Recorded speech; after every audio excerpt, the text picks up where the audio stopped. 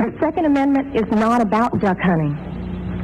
And I know I'm not going to make very many friends saying this, but it's about our rights, all of our rights, to be able to protect ourselves from all of you guys up there. Representative Suzanna Gracia Hupp, former representative. She's a survivor of the Luby's Massacre. Some of her family was killed. She famously testified before Congress to Chucky Schumer that, hey, our guns aren't for duck hunting. The full testimony's up at Infowars.com right now. We just reposted it up there. She said it's to protect us from you guys up there. And I wanted to get her on the air because she was instrumental nationwide, testifying before legislatures everywhere, not just the Texas legislature that she later chaired committees on, to get concealed carry in. And we've seen 25, 30% or more reductions in every state that's done it. So she'll be joining us till the bottom of the hour here in just a moment. Here is just a short excerpt of her testimony before Congress. The Second Amendment is not about duck hunting.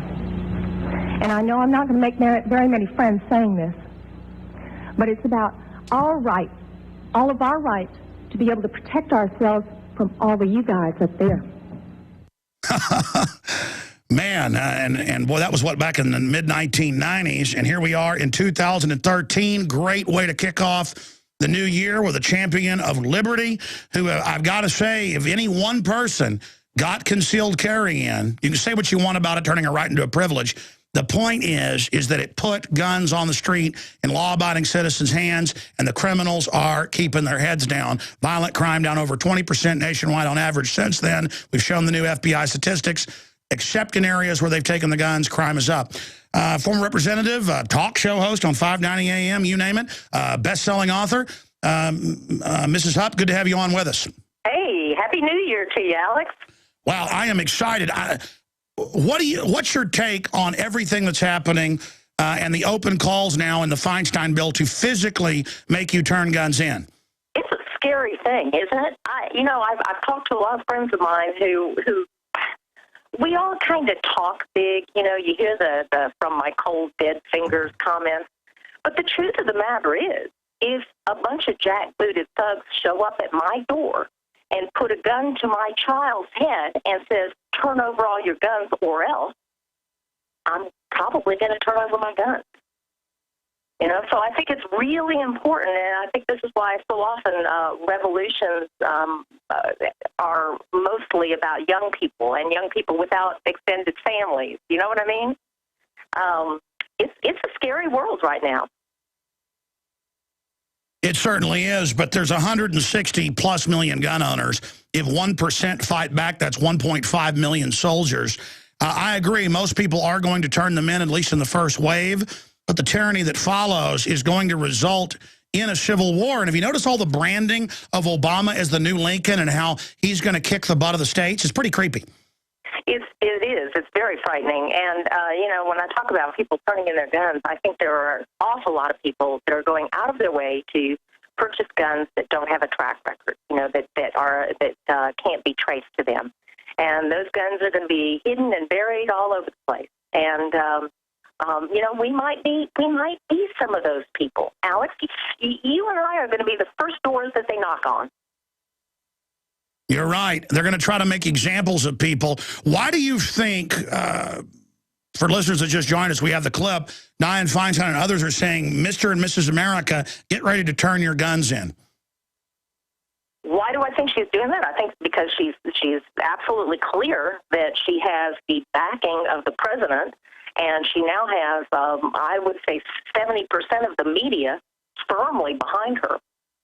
You know, I was actually sitting getting a manicure a few days ago, and there was a lady kind of across from me, somebody I didn't know at all, and she got to talking about the guns and the shooting in Connecticut, and she turned to me and said, well, I just think we should get rid of all the guns. What do you think? Of course, that was a mistake, right?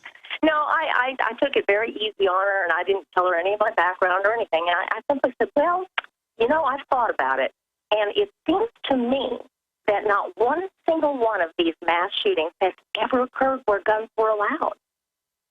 And she stopped, and she kind of blinked, and she got up, and she went and washed her hands, and then came back and sat down and looked at me, and she said, I never thought about that, but you're right. So I think there are an awful lot of people out there that you can't grab with statistics. You can't grab with logic.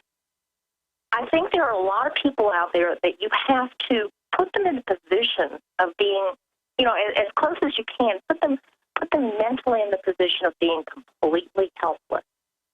And then ask them if they would rather have somebody with them, even if they choose not to have a gun, if they would rather have somebody with them that knows how to use one or not. Even if they won't defend themselves, most people are willing to defend their child. So I do my best to talk about that sort of thing. I know it's hard for you to talk about it, but you do to save other lives. And I've got to commend you again. As you know, people can pull up the uniform crime statistics. Since concealed carry became ubiquitous in most states, crime rates on average around 24 to 25%. National, it's only about 20 because of some of the gun-free zones like Chicago and New York. But the Luby's Massacre was a mass murder that took place October 16th, 1991 in Killeen, Texas, United States, when George Hennard crashed his pickup truck through the front window, got to ban pickup trucks, on a Luby's cafeteria and shot 50 people, killing 23. Exchanged shots with responding officers and then hid in a bathroom and fatally shot himself. You were there. You lost your parents. I know it's tough to talk about, but we've now seen fathers that lost children in the last few shootings come out and say, don't use this to take people's guns, but the media tries to ignore them. You as a survivor, I mean, you more than anybody have a right to lay out the record. Can you, for people that don't know, describe what happened and what would have happened if you would have had a firearm? Well, to try to keep it brief for you folks, my parents and I was about 31, I think, at the time. I just dated myself. My parents and I had gone to a local cafeteria, and we were actually eating with the manager of the cafeteria. The place was packed. It was boss's day. It was the day after payday, middle of the day, beautiful day. And this guy drove his truck through the window. It was a floor-to-ceiling window, and crashed into a number of tables and came to a jerking halt pretty much in the middle of the restaurant. And, of course, you think it's an accident. And we began to rise up to go help the people they had knocked over, and we heard gunshots. I was on the passenger side of the vehicle, and it was maybe 15 feet away from me. My father and I immediately got down on the floor and turned the table up on its side in front of us. My mom was down behind us. And the shooting continued. We realized this was 1991 and these mass shootings weren't occurring back then, so it wasn't the first thing that comes to your mind. We were waiting for him to say something like, all right, everybody put your wallets up on the table, or something like that. But that didn't happen. He just kept shooting. And when he worked his way around the front of the truck and he was working toward us, a full, I'm going to say 45 seconds had passed. And I realized he was just executing people. And it took 45 seconds. Alex, 45 seconds is an eternity. When I did realize that, I reached for my purse that had fallen on the floor next to me. I thought, I've got him. I've got this guy. I used to carry a gun in my purse illegally because an assistant DA out of Houston that was a patient of mine convinced me to carry it illegally. But I did like most people. You think, what are the odds? If I need a gun, it's going to be if I break down on a back road somewhere. It's sure as heck not going to be in a crowded restaurant in the middle of the day. But my gun was 100 yards away in my car where I had begun dutifully leaving it. So long story short, at that point, my dad started to break free from my grip and said, I've got to do something, I've got to do something. He's going to kill everybody in here. And he made a run at the guy, and the guy just turned and shot my father in the chest. Again, I apologize. I'm trying to make it a short story. I know, and it's important. Thank you for sharing it. The good news with that, my dad was mortally wounded. I mean, he had covered maybe half the distance. He was 7-8 feet from me, but he was still alive. The good thing about that was it made the gunman change directions, and he had to go off to my left instead of continuing directly toward me. Somebody way at the back of the restaurant broke out on one of the windows back there and began to escape through that window. People were able to escape that way. We were kind of up in the front corner and couldn't get out. when I saw what I thought was a chance, the gunman had his back turned toward me. I stood up. I grabbed my mother by the shirt collar. I said, come on, we got to run. We got to get out of here. And my feet grew wings. And to circle it back around, my mom did not follow me out. And I didn't know that until after, literally, I was outside of the restaurant. She was staying with your dad, wasn't she? The police officers later told me what happened to her. They said that, and a number of them were patients of mine, and they took me and my family to lunch about a week later and told us. They said that when they got into the front, they saw a woman on her knees cradling a mortally wounded man. And they didn't know who the gunman was. And they saw this 30-something-year-old man walk up to her. They said he put a gun to her head. She looked up at him, put her head down, and he pulled the trigger. And they said all they had to do was fire a shot into the ceiling, and this guy rabbited to a back bathroom alcove area. And as you said, exchanged a little gunfire with him and then put a bullet in his own head. My parents had just had their 47th wedding anniversary a couple of weeks prior to this, and it just didn't occur to me while I was running. Mom wasn't going anywhere without Dad. So I was really angry, Alex. I was really angry. I felt very guilty. I was very angry. I know people think I made this up later, but you can check the newspapers from the second day. I said I was angry at my legislators because they had legislated me out of the right to protect myself and my family. And you can say, well, Susanna, you could have missed. Yeah, I could have. Your gun could have jammed. Well, okay, it's possible. It was a revolver, not likely, but it's possible. But the one thing you can't argue with is it would have changed the odds. I can't begin to tell you how frustrating it is to sit there and wait for it to be your turn and having no means of defending yourself. I can't imagine being in that position again and having my children or my grandchildren with me and having no way of defending them. Makes me physically ill. Well, we now have countless cases since you went public back in 91, 92, 93, where people have at churches and everywhere else stopped gunmen. Just happened down in San Antonio. It's just happened other places just since the Sandy Hook shooting. And the media will not cover it nationally. And we see these countless local news videos of gunmen coming in trying to shoot people for no reason at shops, and concealed carry folks that know how to use them take them out. And I see the gun grabbers rushing in to try to ban guns right now because they know the gun culture and the self-defense culture is taking over society. All the top-rated TV shows, women out buying guns, liberal women's magazines, you know, show women with guns now.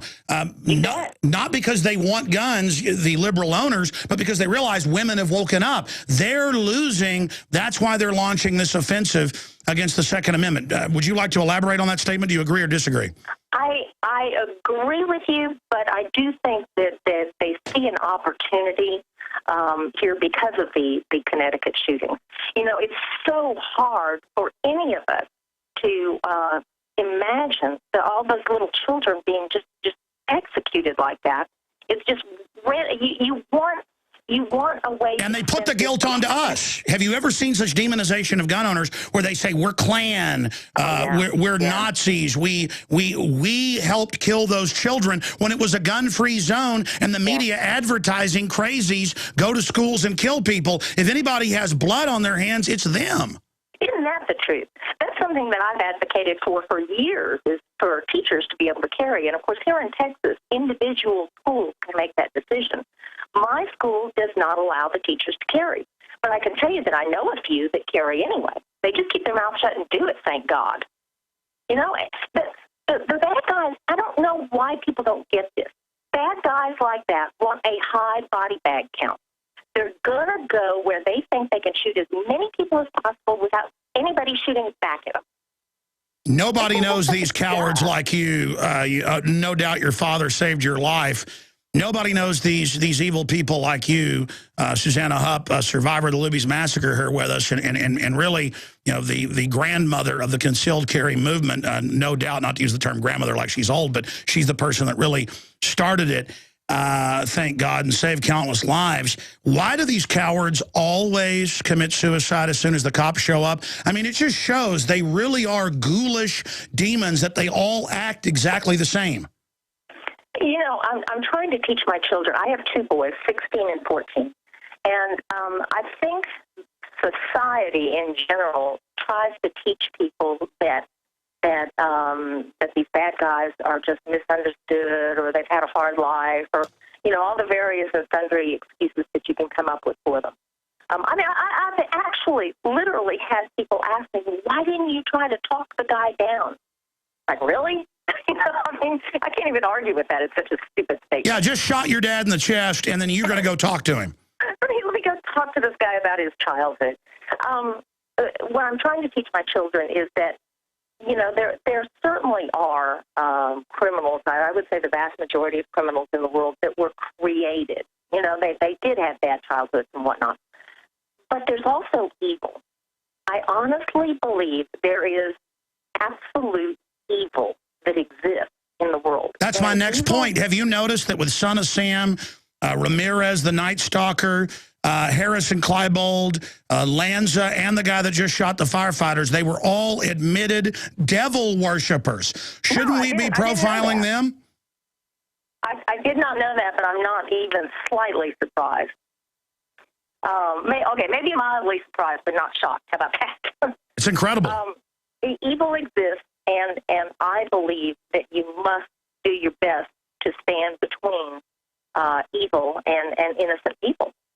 And it doesn't mean, again, I want to make this clear, because, you know, I'll tell you what one of my biggest fears is, Alex. One of my biggest fears is that I'm going to be in some position that I get shot and killed by a bad guy, and I'm not able to get a round off for some reason. And I'm so afraid that the other side is going to say, see, her gun didn't help her. And I said it a million times. It's not a guarantee. It changes the odds. It means you're not a helpless prey animal to be fed upon by devil worshippers and psychopaths. At least I'm not going to be an easy target. I'm going to do my best. I'm going to do my best to bloody them. You know, they might take me out, but I'm going to do my best to put them in the hospital at the very least. Everybody's going to know who the bad guy is. Here's the headline, Daily Mail. It's also in AP. I am the devil. Former classmate reveals school gunman had online devil worshiping page. As childhood barber recounts how he never spoke and just stared at floors. And that's the shooter of the firefighters with Lanza. It's the same story. So this just goes on and on. So all of them, devil worshipers. Here it is, Satan worship, the Sandy, Hook, on and on and on. Son of Sam, Night Stalker, list goes on and on. It's amazing. You know, in the time we have here, because I know you've got to go soon, maybe you can do 5 more minutes with us after the break to talk about your book, which I need to carry at the InfoWars online bookstore because I know it's so important. We all need to reach out to the dumbed-down people that really think turning their guns in is going to protect them. But looking at Dianne Feinstein, have you seen the testimony in Congress where she admits she has a concealed carry but doesn't want you to be able? I have seen written quotes from it, but I have not actually seen it, no. It's amazing, though. I mean, how can they all have bodyguards and she can be worth $100 million, but then we're not supposed to have guns? I remember being on CNN or one of those shows when Rosie O'Donnell, there had been some incident with one of her adopted children, and a bodyguard protected the child. You know, and I went on the air and said, she must be horribly feel awfully silly at the moment because she's telling all of us to disarm, and most of us don't have her kind of money that we can hire personal bodyguards for our kids. And she must be terribly embarrassed. But I feel that way pretty much about Feinstein and most of them. It's just an elitist attitude. It's okay for me, but it's not for you because I don't trust you. Well, if you notice, I've even got Christian Science Monitor admitting, I have an article that our government's trying to restrict free speech online and going the way of China. I've got an article after you leave us we're going to go over where top Georgetown professors saying, yeah, go ahead and kill old people, death panels. I mean, they're not just going after the Second Amendment. Do you see it as a big canary in the coal mine that they are this open and brazen right now? here's what I really think, Alex. I don't think Obama is the problem. I don't think Feinstein is the problem. I honestly believe that our public education system is the problem. Because those are the people that are growing up to run for office that think socialism and Marxism is a good thing. They're the ones that grow up and vote for the Obamas and the Feinstein. So I truly believe, you know, you and I tend to attack this, and a lot of partisans tend to attack this at the top. You know, well, we have to get so-and-so out of office or into office. And I really hold that the problem is down in the school system. Have we crossed the Rubicon of becoming a collectivist society where they've got so many people domesticated, you know, they're like squirrels you feed in your backyard. After a while, they don't know how to go out and get their own food. Yes.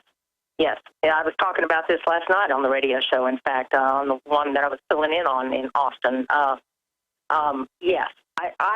Unfortunately, I think we have hit the tipping point. And I think that's evidenced in this last presidential run. I just think there are now more, you know, we're a little bit sheltered here in Texas because Texas is still a pretty Republican conservative. I tell you what, I know you got to go, but just we're going to go to break. Come back and do 5 more minutes with us, and then we'll let you get back to work because I want to finish up with the tipping point solutions and your book, because there are ways to beat this, but it's just like in Poland, it's called noncompliance. We've got to do everything we can before this becomes a shooting war. We'll be right back with Suzanna Hupp. Suzanna Hupp, former representative, survivor of the Luby's massacre. Her book is From Luby's to the Legislature, very highly rated at Amazon in the reviews, and is really good for people out there who don't understand what's going on. We either reach out to the domesticated Obamanoids or it's over. And the collectivists are very arrogant. You know, she just said people in Texas or other more constitutional areas where the economy, by the way, is still operating because we're not socialist completely, are in a bubble. We think, oh, they'll never have government-run health care. They'll never make us pay for abortions. They'll never take over the Catholic Church and make them pay for abortions. It's all happening. They'll never do this. They'll never do that. Really, they've done this in every other country. They're following a model. And there are powerful corporate interests that want monopolies. They want a quasi-socialist system with a fascist system on top of it. And there's also some hoaxing going on where they say this is a mandate for socialism because Obama won again. No, they ran a neocon, socialist, Obamacare writing Mitt Romney. So the fix is in is the problem. Representative, I wanted to talk about your book some, but first, solutions. If we have reached the tipping point of domestication, we know the solution is wait till it rots and collapses like the Soviet Union. Well, that's going to be authoritarianism. I don't want to be sent to the Gulag Archipelago. How do we short-circuit it before it gets really, really bad? Well, you're not going to like my answer. I guess my answer is two-pronged. Number one, we truly need to get into these school systems and begin to re-teach what made America great. Because they're not teaching it now. They're teaching that socialism and Marxism is good. What do you mean I don't like your answer? Absolutely. And look, the government's taken over. It's time for us to do what the socialists did. I think people should infiltrate government and do whatever you have to get in there to report on these people and sabotage these people. Yes, that's very well put. Well, I said that you wouldn't like it because, unfortunately, you know, it's not a glamorous answer, and it's a slow task to make changes in the school system. The second thing that you do brilliantly is teach people to be prepared. And it used to be only us crazies that would stockpile food or stockpile water or ammunition or whatever. But now they actually have television shows about it. You know, it's not just crazies. It's not just people that are missing 4 of their front teeth. You know? But our grandparents all did that. It's normal. All mammals, store some food. I mean, even grasshoppers do it, and they're insects. I mean, you're crazy to just live day to day in some supermax prison-style grid. Let me ask you this, and then we'll talk about the book and let you go, and hopefully get you back soon. I have a clip in my film, Endgame, Blueprint for Global Enslavement, and in it, it's you talking to the head of the Psychiatry Association, and you say, why are 67% at that time of foster kids on psychotropics? and you were heading up the committee, and there was a big investigation. And he says, oh, they come from bad gene pools. Well, A, that's what Hitler said. B, they don't even do blood tests, quote, gene pools. I mean, no, they grab kids from their parents and then drug them, as doctors have said. What do you make of that? That's not liberal drugging kids. That's evil. Yes, and in many, many, many cases, those children were on more than 3 psychotropic drugs, and many of them weren't even okay for children of the age that they were giving them to. I'm deeply concerned with the drug culture, and I don't want to badmouth all drugs. Look, I just got off a run of antibiotics for a sinus infection. There are good drugs out there. The problem is, this is one of the things that can be tricky in a free society. We do have these enormous drug companies that push this stuff and actually get it wrapped into the government system, to where the doctors that are working on the foster kids, for instance, have to follow a particular protocol, in what drugs they use. They can't deviate from that protocol. So it's very interconnected and very difficult to unravel, quite frankly. Well, that's right. In the public schools, it turns out, get more federal funding, the more kids are, quote, special need on the drugs. In fact, the WOAI investigation that spurred the state investigation, if you remember, found that the national average was 67% of foster children are on psychotropics, and the average child was on 7 drugs. Yes. 7 drugs. So yeah, which is crazy. I mean, that in and of itself is crazy. And that there is absolutely, my husband is a neuropsychologist, so I would go to him and use him for information on a regular basis. And you're right. Unfortunately, there is a financial benefit to not only the school system, but the parents. There was a kind of a negative, basically they would go in, and a lot of them, not all of them, but a lot of them would go in and say, well, this kid's creating a lot of problems for me, really needs to be on medication. Somebody would put him on medication, and the foster family would get more money per day because of it. And then the medication makes them worse, so the answer is not get them off drugs, get them on more. They're eating Twinkies, they're drinking Cokes with caffeine, they're eating, I mean, my children, if they get red dye or something in a candy, on vacation, we let them eat it or something, or nuts, don't they? They go crazy. And then it turns out those dyes have a drug effect. The kids are bouncing off the walls because they should be eating steak and potatoes and broccoli and exercising all day. Instead, I mean, if I drank Cokes and ate Twinkies, when I come down off of it, I've done it a few times, I want to beat the hell out of people. I mean, no wonder the kids. Particularly young boys. It used to amaze me to watch the teachers. They were taught to give the little boys time out. Instead of what they should be doing is telling them to go outside and run around the school 5 times. Well, public schools first got rid of dodgeball. Now most of them have banned running. So, I mean, of course, young mammals, I mean, that'd be like drugging a puppy because it runs around and chews on the other puppy. Yeah. I mean, baby mammals all act the same. Ma'am, you're amazing. Thank you for your time, and thank you for getting your testimony out there that the answer is more guns, less crime. Tell us briefly about your book. I wrote that book for the average person to read and be able to make the arguments with their neighbors and friends. It's also a great book to pass on. You know who I really wrote that book for? I wrote that book for housewives that just aren't sure how they feel about guns. They're not into going out and blasting Bambi, and they're just uncomfortable with things that make a loud bang. And I understand that. I completely understand that. And I'm a mother, and I've been there. I understand. I'm not into going out and blasting Bambi either. But it's a quick, easy read, and it's for those people. Absolutely. Well, you've got 2 sons. I've got 2 daughters and a son, and I love them like life itself or more. But it is really a good feeling now that my 8-year-old is shooting and hitting bullseye at 50 yards. Oh, we haven't trained the 4-year-old yet. And it's such a good feeling that my girls are tough. Sometimes they punch me when we're playing, and it really hurts. And that they're not putting up with anybody trying to rape them or attack them. And that I'm going to defend the Second Amendment, so when they go off to college or when they get married and they live, some guy busts into their apartment or into their house to try to beat them up or rape them, they're dead. And that's real empowerment. And it's not feminism, it's survival. It's basic common sense. And as I said, Our Culture of Liberty, the women's magazines, the Austin Chronicle's been having articles about women shooting, not because the Socialist Anti-American Chronicle, run by a horrible guy who I know, wants to do that. They're being forced to do that if people are going to pick up their magazines. And our culture of liberty and self-empowerment is growing, and so that's why the empire is striking back. And your book breaks that down, and I hope everybody gets it and gives it to women who are anti-gun in their family or who are on the fence. Thank you very much. All right, we'll have a great week coming up, and I always enjoy getting to hear you on 590 AM when you're filling in. God bless. Thank you very much. Happy New Year. You too. There goes former Representative Suzanna Hupp, survivor of the Luby's Massacre. We're going to get her back on in a few months. Maybe even sometime have her come in and fill in. She lives near Austin. She does that for our local affiliate. Just an amazing lady.